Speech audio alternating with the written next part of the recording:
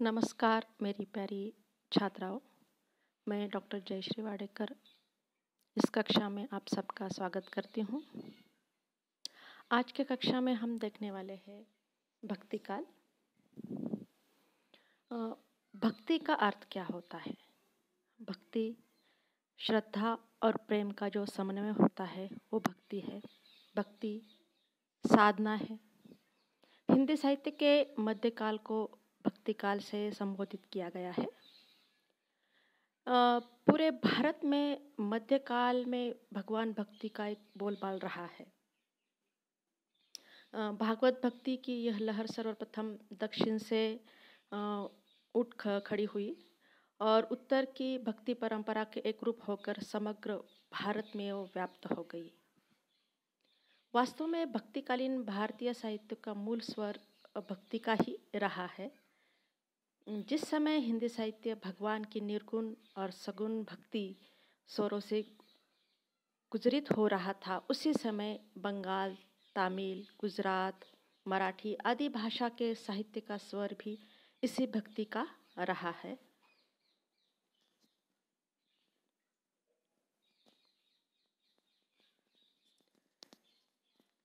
हिंदी साहित्य के इतिहास में भक्ति काल महत्वपूर्ण स्थान रखता है। आदिकाल के बाद आए इस युग को पूर्व मध्य काल भी कहा जाता है। इसकी समय अवधि 1375 ईस्वी सन से 1700 ईस्वी सन तक मानी गई है। किसकी? भक्ति काल की 1375 से ईस्वी सन से और ईस्वी सन 1700 तक इसकी समय अवधि मानी गई है भक्ति काल की। यह हिंदी साहित्य का एक श्रेष्ठ युग है। भक्ति काल ये हिंदी साहित्य का एक श्रेष्ठ युग कहा गया है। हिंदी साहित्यकार जॉर्ज ग्रियर्सन ने इसे स्वर्णकाल कहा है। श्याम सुंदर दास जो है जी ने इसे स्वर्ण युग कहा है और आचार्य रामचंद्र शुक्ल ने भक्ति काल कहा गया है तथा हजारी प्रसाद द्विवेदी ने लोक जागरण काल कहा है। इस भक्ति काल को संपूर्ण साहित्य की श्रेष्ठ और उत्तम रचनाएं इसमें प्राप्त होती है। किसमें? भक्ति काल में। भक्ति काल का जो विभाजन है ये दो भागों में बांटा गया है। भक्ति काल का जो विभाजन भक्ति काव्य की दो धाराएं में विभक्त हुआ है। एक निर्गुण धारा और दूसरी है सगुण धारा। किसकी? भक्ति काल की ये दो धाराएं हैं, एक निर्गुण धारा और दूसरी सगुण धारा। निर्गुण धारा के जो प्रवर्तक ने निराकार भगवान की उपासना पर बल दिया है। किसमें? निर्गुण धारा के जो प्रवर्तक रहे हैं किसकी उपासना पर उन्होंने बल दिया है? निराकार भगवान की उपासना पर बल दिया है। निर्गुण धारा की ज्ञान मार्गी तथा प्रेम मार्गी धाराओं में विभक्त हो गई है। निर्गुण धारा ये भी दो मार्गों में विभक्त हो गई है। ज्ञान मार्गी शाखा के प्रमुख कवि कबीर थे तथा प्रेम मार्गी शाखा के मलिक मोहम्मद जायसी थे। इसी प्रकार है सगुण। सगुण धारा के कवियों ने भी साकार भगवान की उपासना पर बल दिया है, यानी कि प्रतिमा पूजन के ऊपर बल दिया है। सगुण धारा ये भी दो भागों में विभक्त हो गई है। राम भक्ति काव्य और कृष्ण भक्ति काव्य, इस दो धाराओं में ये विभाजित हो गई है। और सगुण धारा के जो राम भक्ति काव्य के जो प्रमुख कवि रहे हैं वो तुलसीदास रहे हैं और कृष्ण भक्ति काव्य के जो प्रमुख कवि रहे हैं वो कौन रहे हैं? सूरदास रहे हैं। अब भक्ति काल की विशेषताएं हम देखेंगे। भक्ति काल भक्ति काल जो है भक्ति नाम कीर्तन का महत्व है।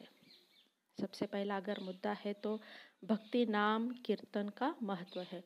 भक्ति काल की यह विशेषता रही है, सभी कवियों ने अपने अपने जो आराध्य देव का स्मरण किया है। इस काल में भजन कीर्तन का महत्व सबसे ज़्यादा रहा है। कौन से काल में? भक्ति काल में। गोस्वामी तुलसीदास का कहना है, मोरे मत बड़ नाम दुहते, मोरे मत बड़ नाम दुहते, जे ही किए जग निज बल बूते। ये किसकी रचना है? कवि तुलसीदास जी की रचना है। दूसरी विशेषता हम देखेंगे गुरु की महत्ता, गुरु की महिमा। ये भक्ति काल की दूसरी विशेषता है। भक्ति काल में गुरु की महिमा अपरंपार रही है। गुरु ही हमें अंधकार से प्रकाश की ओर ले जाने वाला एक व्यक्ति होता है। तुलसीदास जी का एक मंतव्य बहुत ही अच्छा है।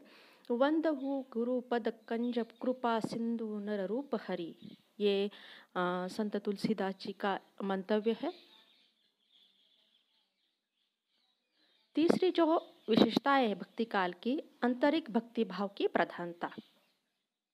भक्ति काल के अंतर्गत यह विशेषता रही है कि भगवत भक्ति के प्रति सबकी निष्ठा एवं आस्था बरकरार रही है। भक्ति रस की एक प्राथमिकता से ही साहित्य जगत को ऊर्जा प्राप्त हुई है।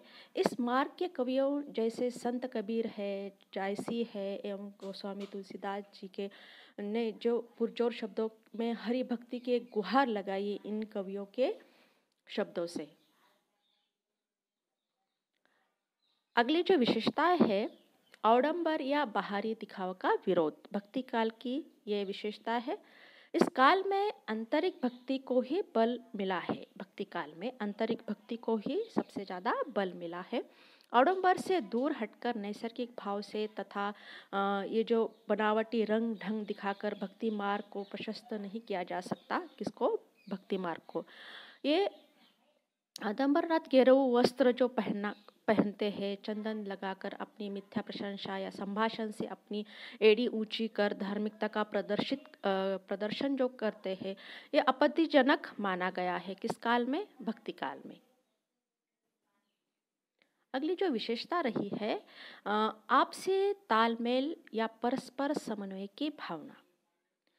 इस भक्ति काल में ये विशेषता रही है। इस भक्ति काल में हमारे साहित्य में दार्शनिकता एवं अध्यात्म की एक छाप देखने को मिलती है।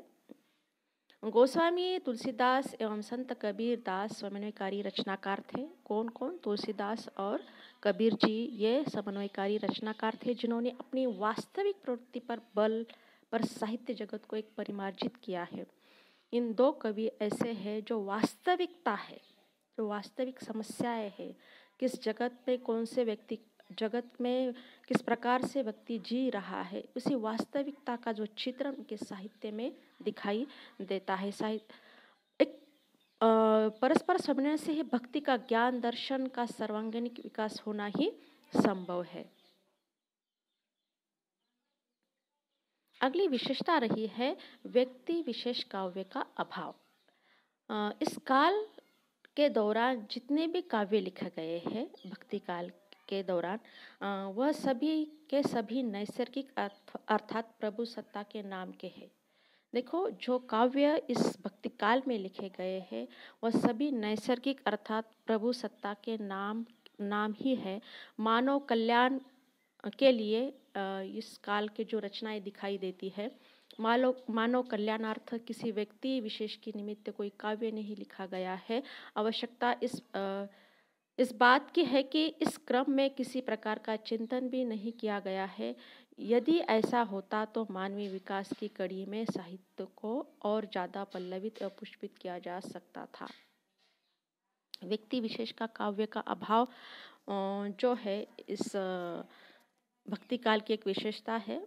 इस काल के दौरान जो भी काव्य लिखे गए ये सब नैसर्गिक अर्थात इसमें क्या है, प्रभु सत्ता के नाम है इसमें, यानी कि मानव कल्याणार्थ किसी व्यक्ति विशेष के निमित्त कोई काव्य नहीं लिखा गया है। इस काल में भक्ति काल में एक विनम्र भाव की प्रासंगिकता इसमें दिखाई देती है। विनम्र भाव की प्रासंगिकता भक्ति काल की विशिष्ट एक विशेषता रही है। साहित्यिक क्रिया की जो गतिविधियों में भगवत भक्ति को विनम्रता का मूलाधार माना गया है। साहित्यिक श्रेष्ठ क्रिया में भगवत भक्ति को एक विनम्रता का मूलाधार माना गया है। विनम्रता से ही विवेक एवं ज्ञान का प्रदर्शन होता है। व्यक्ति के अंदर हमेशा एक विनम्रता ही होनी चाहिए और जिससे ज्ञान और विवेक का एक प्रदर्शन होता है। हम थोड़े ही शब्द में सब कुछ कह सकते हैं।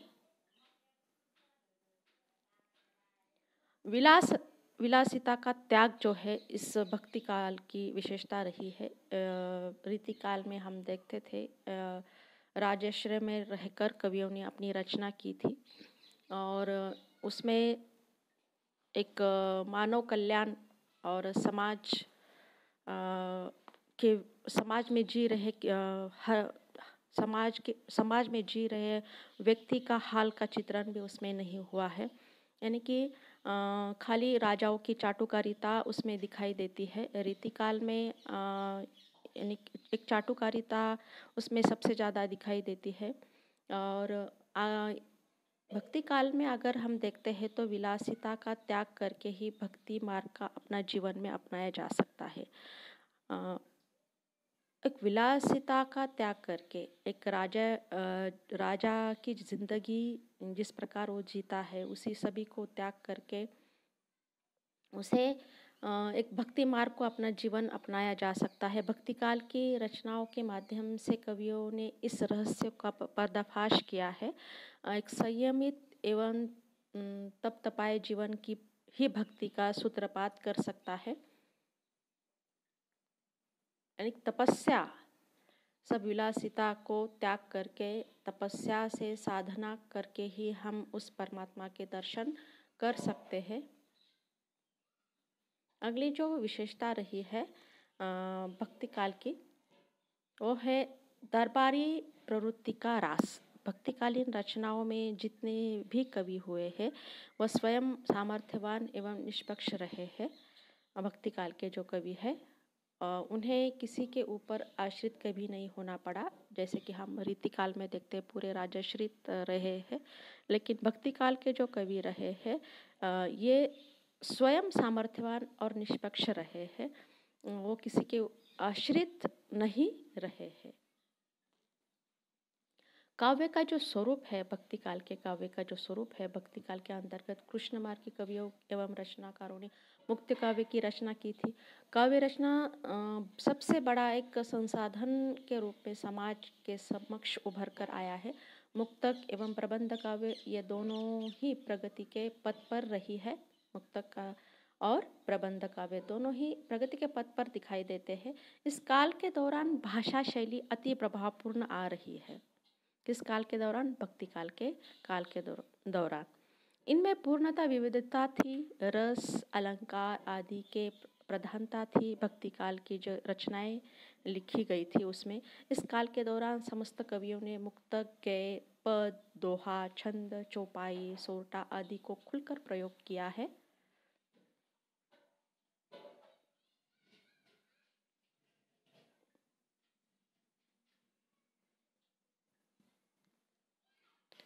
इस प्रकार हमने